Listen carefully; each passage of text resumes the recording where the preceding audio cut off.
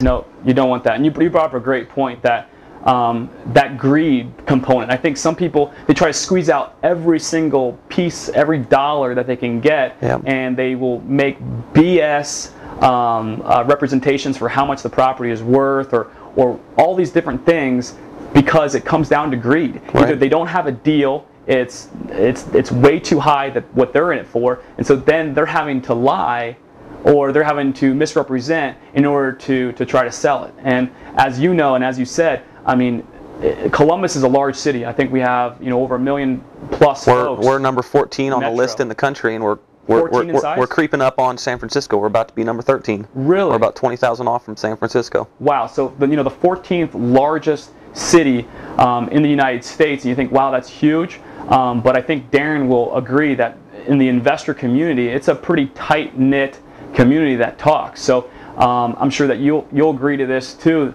It's vital to make sure that your name is excellent out there, and if that means you're making $5,000 less on an assignment of option, and you're letting that rehabber score big, let them do it. That's awesome. That's absolutely. Awesome. Let them be talking about. That's what we want. Prices. That's the point in wholesaling. We want our investors to make money. The more money they make, the more they're going to be ready to do business with us again. The more they're going to tell their friend, their other buddy here, their brother-in-law, their whoever, that hey, this is the place to go. They're on it. Where the properties are. Yeah, or even better, when you get it to another notch, when you're so good, and I know that you have a couple folks like this, that they don't want to tell other people about, because they want to gobble up, they want to take all of your deals. They say, you know, I love my uncle, I love my good friend, but this is business, and I'm keeping Darren all to myself.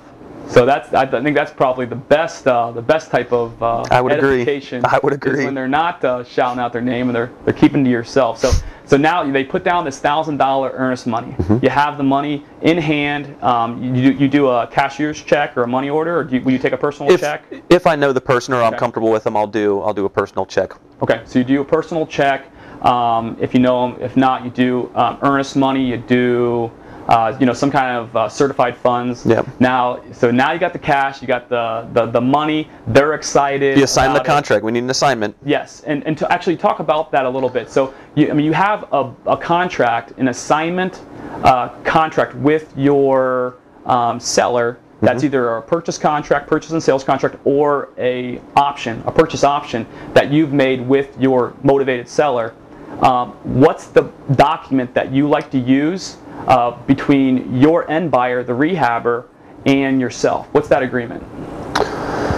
Well, that agreement that I use, a lot of folks use, will use an option. I'll do that for higher price properties that will, like, maybe I'd like to do an auction on or something like that. But for like the lower end wholesale stuff, typically in these rental areas, I'll just use a simple one-page purchase and a sale agreement that has a little clause in there that says, Darren Dicke may not be end purchaser of this property, just so that we're on the same page. And I explain to folks up front that this is not something that I'm going to purchase myself, but I do need to have control of the property so that I can legally sell it for you. So, and do they have any problems with that? Like, do they have any problems signing if they think that you're not going to be the end buyer? Do you have to feel like you have to lie to them, or you have to misrepresent? I used to think that I did. And I played that dancing game once.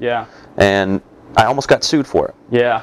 So that's not something that you want. You do not want to go out there misrepresenting yourself or trying to play this little dancing around game and getting slick with all your info. A lot of the gurus out there are teaching, like with short sales, we want to like be kinda dishonest, but not really. We want to build the case for us, and this and that. And I'm just like, I don't know, man. It's just real world. I want to be honest with folks and say, look, I'm not going to buy this property from you, but I have buyers that are looking in this area that I know would be interested at this price. Don't just be upfront with them. And they don't care any more ways, because they're motivated enough. Because they just inherited it from their parents, or they just, they've landlorded it for 20 years. They're tired of it. If you're someone that can take away that pain, that burden, that what do they call it, albatross away from their neck. If they can be able to have that relief, and you're the man, they don't care who it is that's doing it. One of the things that we really want to focus on is that there's so much money to be made in real estate investing. You don't need to do it the wrong way. You don't need to cheat the system. You don't need to rip people off. You don't need to misrepresent. You don't need to have all these weasel clauses in your contracts that let you get out, you know, upon review of attorney and all these things. You don't need to do that if you have the proper education. And Darren, you know, you definitely do that. So, you know, to kind of summarize it and to really, you know, finalize it, you got the money. The seller, you let them know that we're going to be getting ready to close in a little bit. The buyer, they're taking care of the few things that they need to take care of. Now, do you give all the information to the title company? What's the next step that you do in this whole process as the intermediary between the buyer and the seller as a wholesaler? So kind of the process from that point forward, when the buyer steps up, raises his hand and says, "Here's my $1,000 and proof of funds. Let's go ahead and move forward with this." And one of the things that we didn't touch on yet, but is vitally important to success in this business, is building a dream team. Yeah.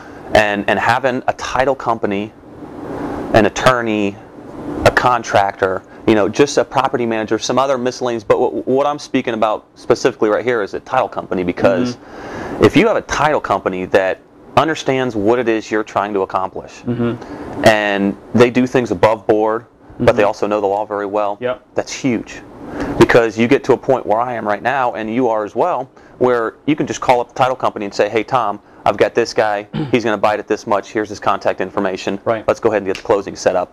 And he takes care of it. And that's it. And that's done. And you don't have to have any kind of questions about, you know, where to put the assignment fee on there. And, you know, any title company that says that, "Oh, I can't put an assignment fee," or, you know, are you a realtor, or, you know, any of these different types of things, you need to find a title company that is willing to work with investors. Because a lot of folks, and that's okay, there's a lot of folks that are out there, or a lot of title companies, and they say, "We want to do, you know, retail transactions where there's a buyer, a seller, realtors on both sides." Inside the box. Inside the box. Inside the box. And that's what 90% of folks out there are. Yeah. And that's okay. Yeah, which is okay.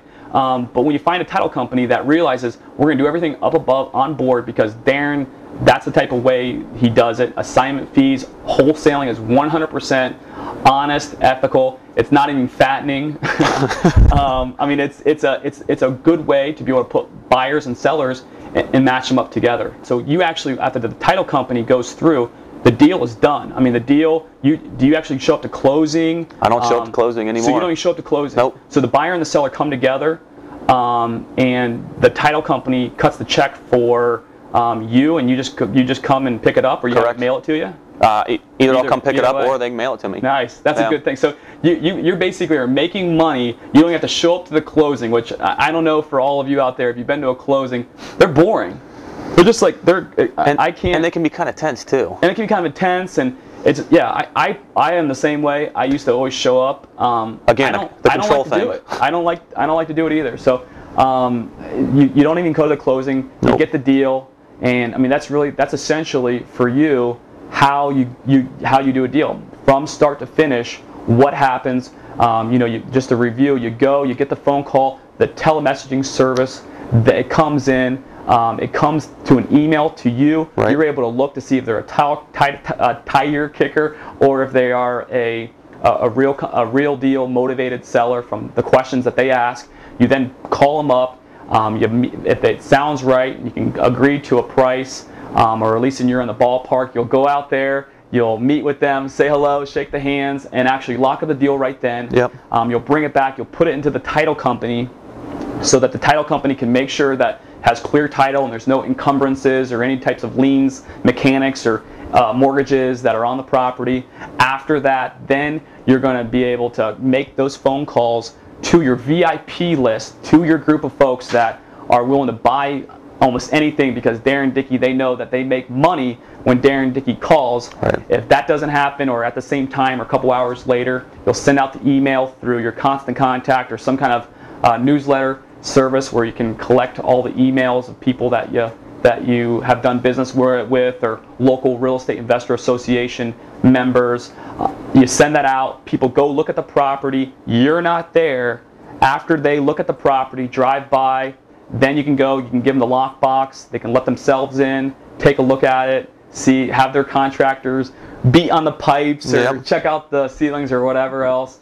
And after that happens, then they can come to you if they want to do a deal. They bring either $500 or $1,000 earnest money, non-refundable earnest money, where they put the money down. Now it's locked up. You tell everyone else that it's off the market, and then you schedule or kind of coordinate the closing. Just give the information to the closing officer, and then it's payday. It's payday. Yep. And you're essentially doing all these different steps, and you, as of right now, are trying to take yourself out of the process as much as possible by having people who you can hire who are happy to be able to work for $10 an hour, or whether it's putting up signs and you pay them per sign, a bandit sign that you put up, or whatever those things are. You're doing the thing which is most important to you, which it sounds like really finding what the deals are and negotiating with the sellers. Correct. Yeah, really, it's easy. I mean, wholesaling it's not that complicated, but it can be a lot of work, and it can be, it's definitely a full-time job if you do it right. Yeah. It can be, but at the same time, you can set it up to where it's not a full-time job, and you have other people that are having a bunch of little part-time gigs, avoiding you from having to be a full-time 40 to 80 hour a week wholesaler.